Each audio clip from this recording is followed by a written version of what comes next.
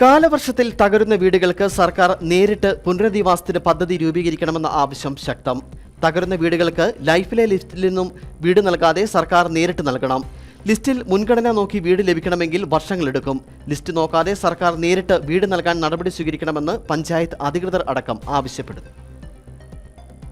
കാലവർഷത്തിൽ നിരവധി വീടുകളാണ് ഇതുവരെ തകർന്നത്. ഈ വീടുകൾക്ക് പകരം വീട് നൽകേണ്ടത് ലൈഫ് പദ്ധതിയിൽ നിന്നാണ്. ഈ നിയമം മാറ്റി സർക്കാർ നേരിട്ട് ധനസഹായം നൽകണമെന്നാണ് ആവശ്യം ഉയരുന്നത്. വീട് തകർന്ന പലരും ലൈഫ് ലിസ്റ്റിലുണ്ടെങ്കിലും അവസാന പേരുകാരായാണ് ലിസ്റ്റിൽ ഇടം പിടിച്ചിരിക്കുന്നത്. മുൻഗണനയനുസരിച്ച് വീട് ലഭിക്കണമെങ്കിൽ ഇനി വർഷങ്ങൾ കാത്തിരിക്കണം. ഇവർക്ക് വീട് ലഭിക്കണമെന്നുമില്ല. കിടപ്പാടം നഷ്ടപ്പെട്ടവർക്ക് അടിയന്തരമായി ധനസഹായം നൽകാൻ പഞ്ചായത്തിന് കഴിയില്ല. മുൻഗണന മറികടന്നാൽ ലിസ്റ്റിലുള്ളവർ കോടതിയെ സമീപിക്കും. ഇത് ഇവർക്ക് വീട് നിർമ്മിക്കാൻ കഴിയാത്ത അവസ്ഥയും ഉണ്ടാവും.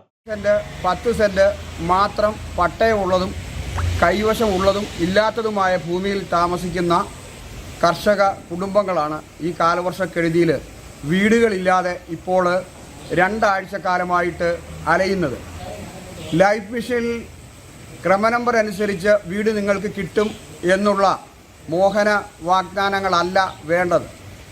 മറിച്ച് ഇവർക്ക് വേണ്ടി മാത്രം പ്രത്യേകമായ ഒരു പാക്കേജ് പ്രാബല്യത്തിൽ വരുത്തിക്കൊണ്ട് അടിയന്തരമായിട്ട് ഇവർക്ക് വീടുകൾ ലഭിക്കുവാനുള്ള സ്വത്വര നടപടികൾ മുഖ്യമന്ത്രിയുടെ ഭാഗത്തു നിന്ന് തന്നെ അർപ്പണ മനോഭാവത്തോടു കൂടി ഉണ്ടാവണമെന്നാണ് സൂചിപ്പിക്കാനുള്ളത്.